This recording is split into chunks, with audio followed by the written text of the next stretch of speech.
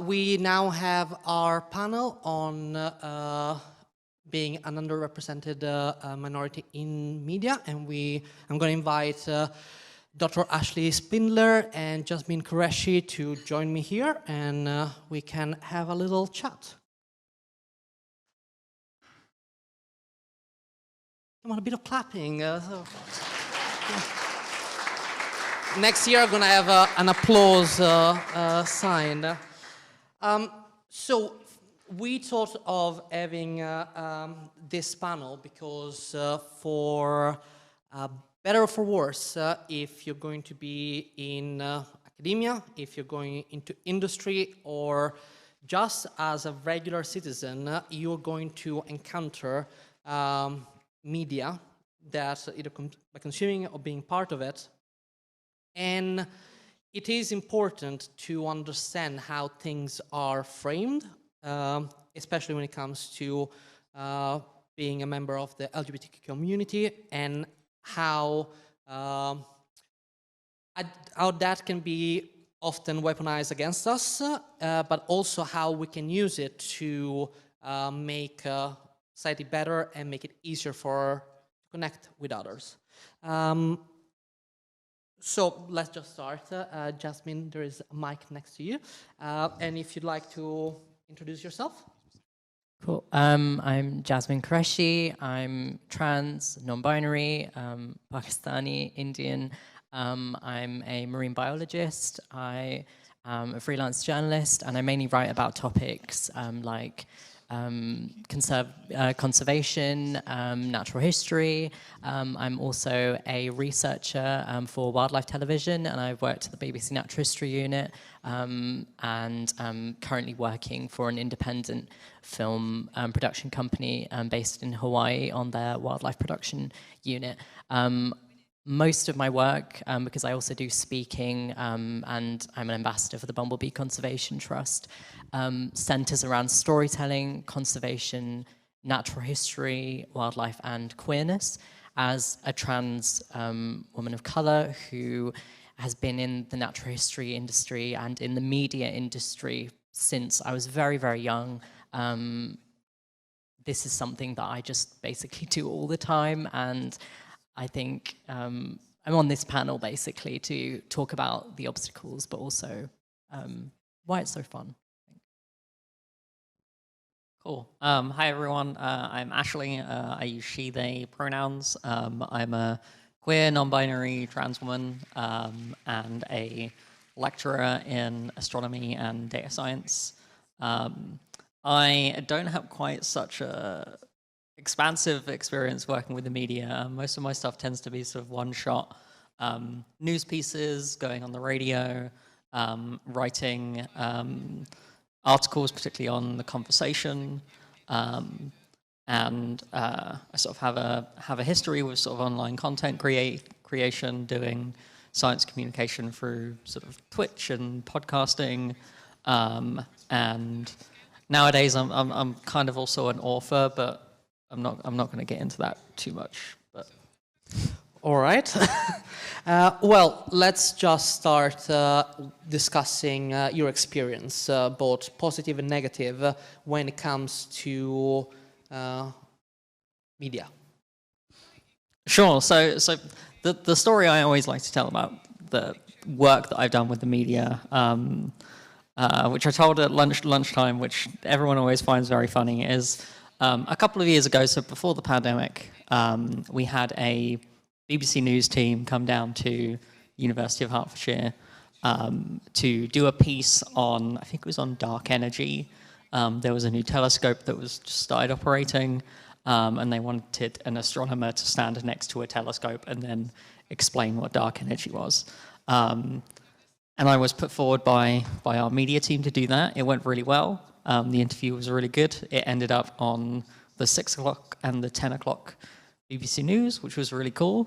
And I thought that would be the end of it, you know, had a good bit of exposure, got to talk about some cool science. And then a couple of days later, I started getting messages on Facebook, which is never good. You never just want to get random messages from people you don't really speak to on Facebook, because apparently I'd showed up on Gogglebox, Um, so Gogglebox had picked up the news piece I had done and then had put it into their program.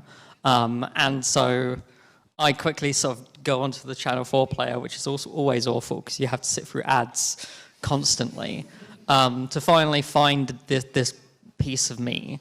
And the first thing I see is a white guy in his like late 60s saying how appropriate it is that he can't tell what gender I am, and I'm talking about something as confusing as dark energy.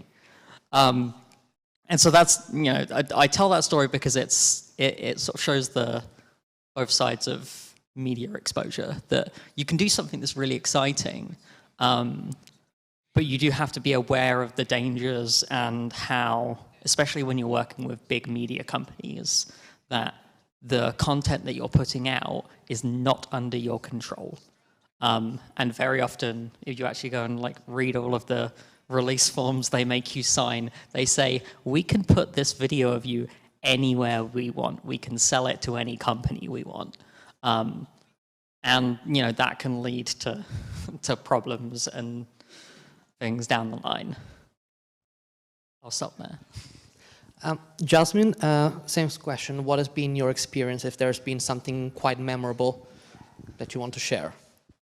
So I think my experiences, I think in the media kind of scope have been it's been really up and down.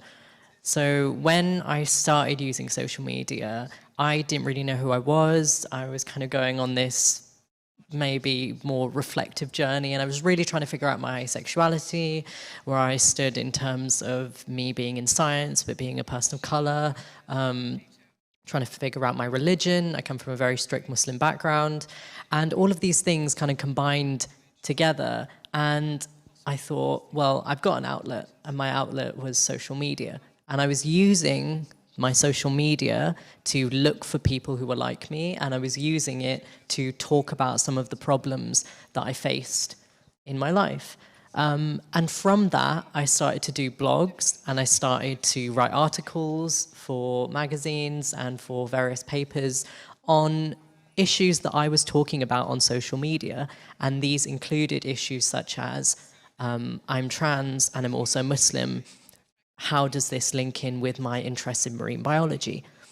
These are lots and lots of different topics that no one would really place together. But I think the brilliant thing about social media for me was that I was speaking about these things on social media, and people were noticing that I was talking about all of these issues and linking them together. And because it wasn't something that I had to earn money from, and it also happened to be Twitter, which fortunately, there's some stuff going on with that, yeah. I'm hopeful that it still survives, because please, I don't know how to use any of these other things. But I think for me, this kind of idea that I could basically publish information and of course be someone who other people could then criticize the information of and talk to me about references and where it came from and so forth, and provide them with those references to, of course, be accountable in that way for that information. But I could publish it without the need to go through a lot of the different obstacles that sometimes we have to go through when we're publishing papers or when we're publishing articles or whatever we're doing. So it allowed me very easy access to that, and then it allowed other people easy access to me, and then I got jobs out of that. And I actually got my first job at the BBC through Twitter, because I was talking about a show called Springwatch, which I think is pretty cool, but I don't know if anyone else watches it. But I thought it was pretty cool. And I was contacted by the head of development, who just said, do you want a job? Because you seem pretty passionate about Springwatch in a really crazy way that only someone who is crazy in that way would want a job at the Natural History Unit. But it was really, really cool, and I really enjoyed that experience. And I really enjoyed the flexibility that I had through social media, and the fact that it gave me all of these other opportunities, like doing podcasting, like going on radio, and doing all of these other opportunities that actually, for me, have come through social media. So I think in that aspect, it's been very positive. It's been very positive for someone like me who never, ever saw any representation growing up, never, ever thought I could even be in the natural history media industry, which is a very, very... very privileged industry to be in, especially in the UK. and actually make strides in it and make a mark in it. And social media has allowed me to do that. Unfortunately, of course, there is a flip side.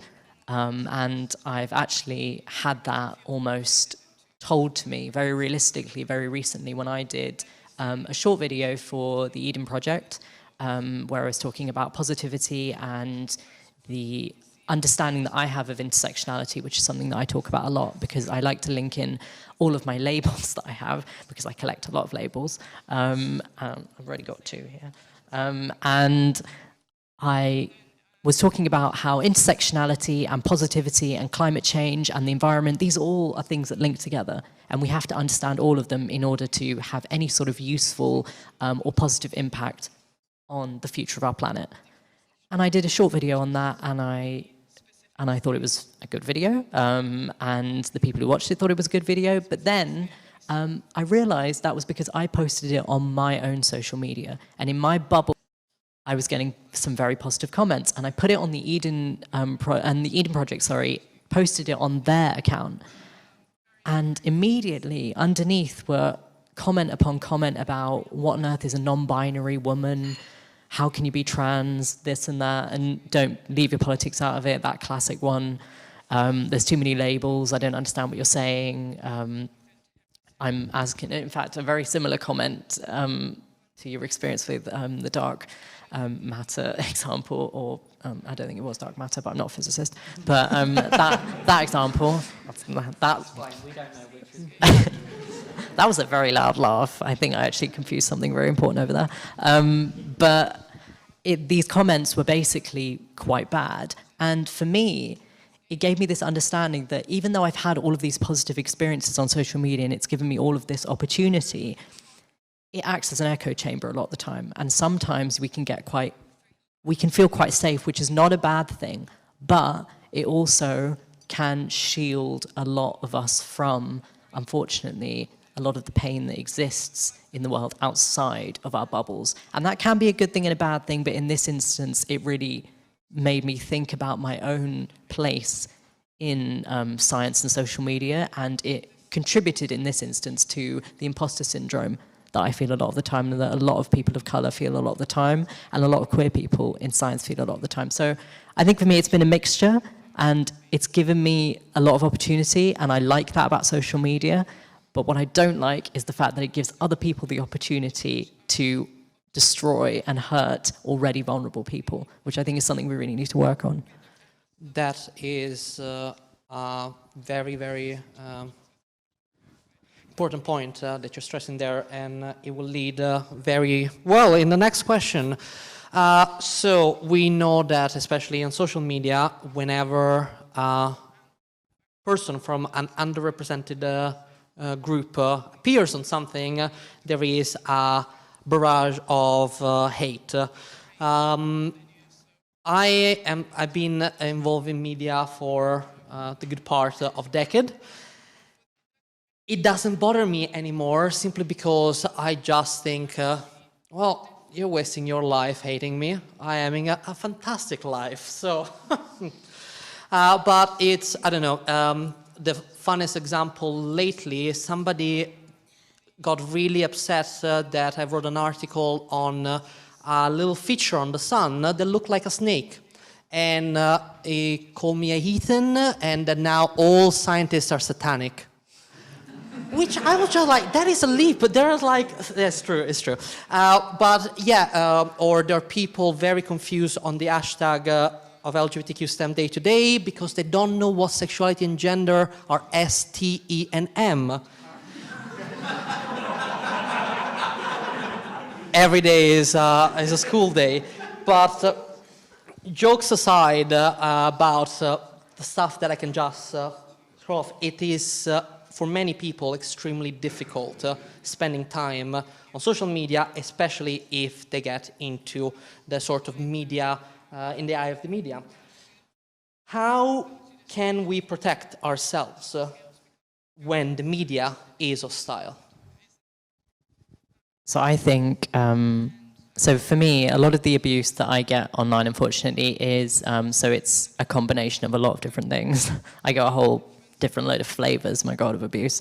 And it's certain things from racism to transphobia to queerphobia to Islamophobia. There's a lot of different things. And I actually was almost driven away from STEM, and I was almost driven away from science and communication and from media in general by all of these different things coming in and telling me that I really wasn't allowed to be in this space. And so I drifted for a while. But the thing that brought me back and the thing that's keeping me here now and actually keeps me quite strong through all of these different things is my support system.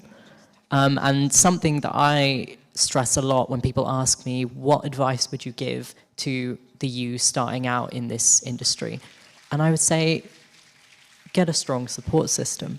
Because for me, as a trans person who hasn't spoken to their family in a very long time, and a lot of queer people will know this, you don't have a good relationship a lot of the time with your family, with your biological family.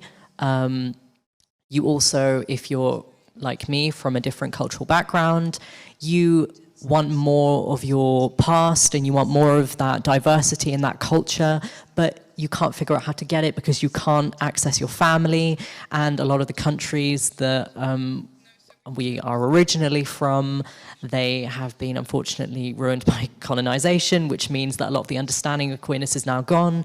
And this means that I struggle with family and the idea of family. But as a queer person, I've come to really, really appreciate the power of chosen family and the power of a support system that understands you intimately as a person, which you can then access that support from, even though they don't understand your work, maybe, or they don't understand what you're doing as a career. But that's not important, because then you can do what I think was talked about earlier in terms of creative outlets, and you can move away from this industry and this career that takes over a large part of our lives and is a large part of our existence, and you can move into resting and perhaps doing something that you're not good at, but doing it with people who you love and who understand you. And it gives you this chance to rest before you then go back out into this world that really, really seeks to fight everything that we are.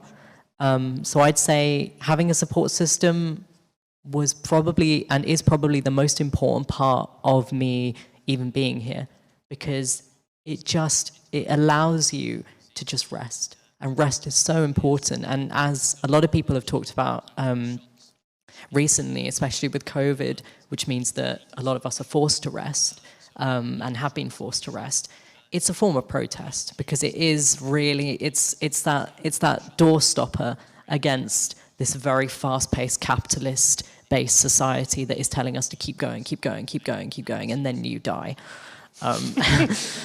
That's what it says, you know, and that's the ideas that it pushes. And so I think if you're then going, oh no, I'm not going to do that, I'm going to sit down and I'm just going to sit here for a very long time, and you don't like that, but that's what I'm going to do. And that is a form of protest in the most, you know, sometimes not even in the most basic of ways.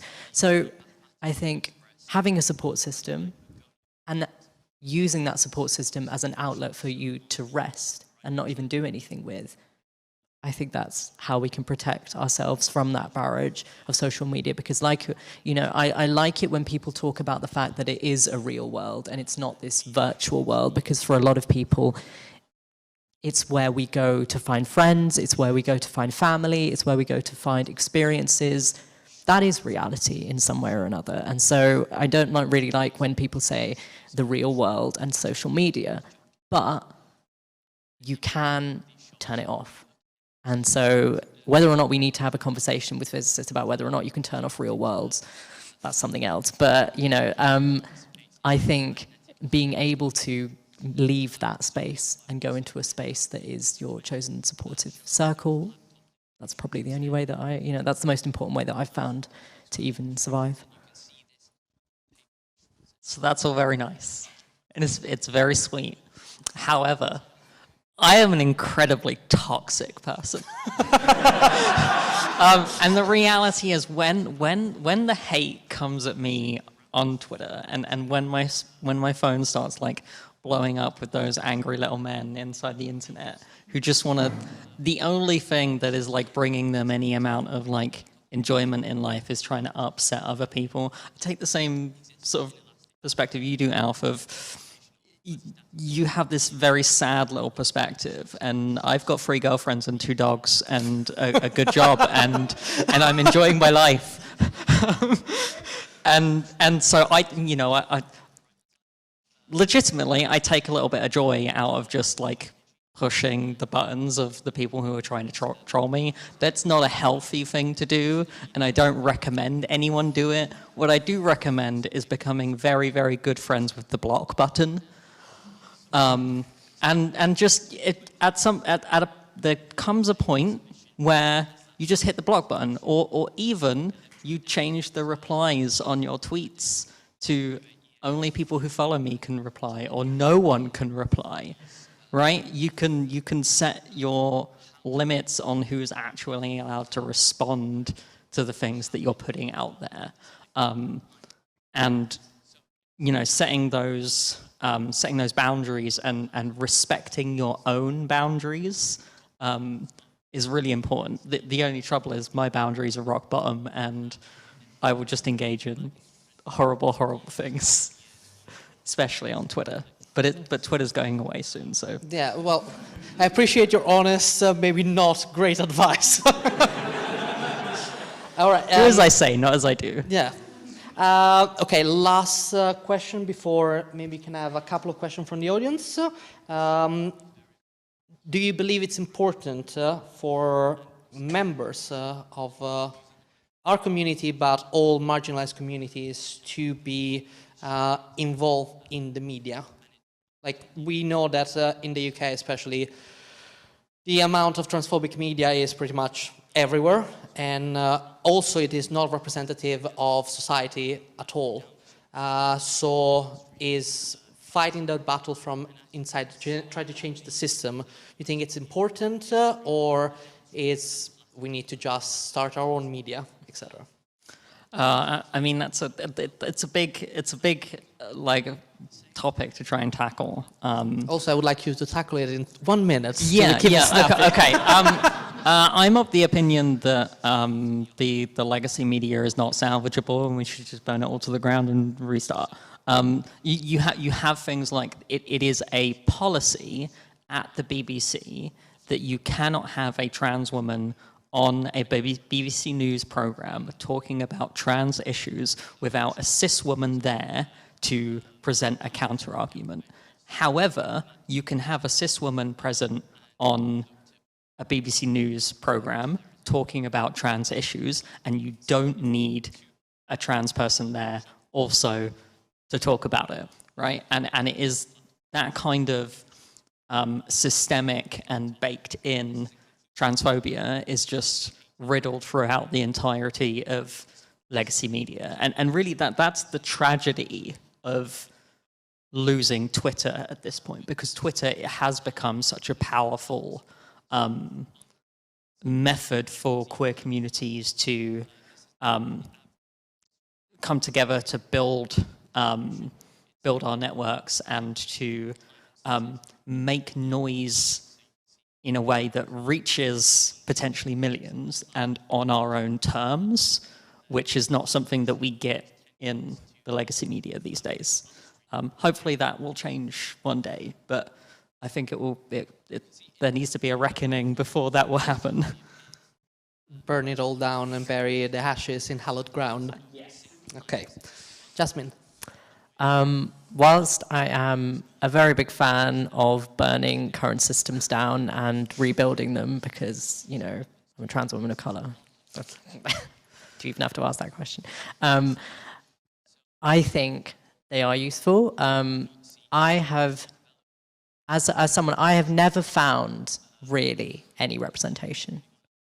And I will say that now, I haven't. As a Pakistani, Indian, Muslim, non-binary, trans woman in natural history media, as a marine biologist, as a writer of science, that's it. It's me. It stops at me. There's nothing there, It's like, I would love it to be more, but there's nothing else there. I have found a significant amount of my solidarity, a significant amount of the inspiration for me to keep going, even though I can see nothing is changing really very fast, a significant amount of the help that I've got with the dark times that I've gone through, where I've thought, this is going nowhere, I'm banging my head against a wall here. I'm trying to make a program about insects, but they're asking me why a trans woman should make a program about insects. And I'm like, I don't really know that answer, but I can tell you about beetles if you want. But like, you know, it's just, I'm banging my head against a wall and nothing's changing. And I found tons and tons of the help that I get, even if I haven't found as much representation as I'd like through social media. It's not the perfect system, and it should be revamped, and it needs to be changed. But there are significant programs, like we've heard here, the people that we've seen here, they're people on social media. There are significant things out there that we would never have been able to find were it not for social media. And I'm quite sad about Twitter burning and crashing, because I've built a significant following on there, not only of queer people, but of straight, white, cis males who actually were on there before when I talked about just going out and doing bird watching or nature. And they were like, oh my God, it's someone who's interested in nature. And so they would look at this social media account. And then as I began to understand my identity more, it introduced to them this whole idea of this incredibly different person who they never even knew. So I think social media, again, just allows for us to find those links that we just weren't able to find before, and we wouldn't be able to find without them. And so I think, yeah, I think it's extremely important. And as someone who, again, another of the things that recently I've been looking into is doing a PhD. I don't have a PhD, and I always go to these events and I'm like, okay, I don't have a PhD. I'm not going to tell you that, because then you'll listen to me. And then afterwards I'll tell you and you'll be like, oh my God, this was all a waste of time. No. But now I want to do a PhD. So I've contacted people, and it's only through social media that I found out that the fact that I couldn't afford to do a master's and do all of this stuff didn't matter, because I have a lot of experience in science communication and research and journaling anyway. So it actually means that I can do a PhD. I never would have found that out without social media. And I do want to do a PhD. Hit me up. No. So I wouldn't have found that out without social media. And I need to stress this again. Someone like me who grew up and very nearly didn't get out of the community that I came from, which was strictly Muslim, very religious, no trans people, no queer people, barely any scientists. I wouldn't have got out of that were it not for social media. I was secretly on social media for many years, finding people like me. And so I think it needs to be strengthened. Yes, we need to also be building our own places and our own environments, but why can't we build them and also strengthen these other ones at the same time? We can do everything. You know, binaries are a load of rubbish. Spectrums are where we need to go. So I think that's useful to know. Okay, sounds great. You were absolutely fantastic, both of you. We do not have time for questions, I'm afraid, tight schedule. But where can people find you online to maybe ask questions? So on Twitter, I'm at Go Wild for Bees.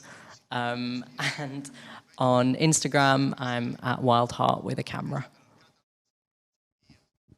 Finding me is really easy. I'm at Dr. Ashley Nova basically everywhere. If you want to find me on Mastodon, I'm at Dr. Ashley Nova on tech.lgbt. I'm going to be trying to use that a little bit more.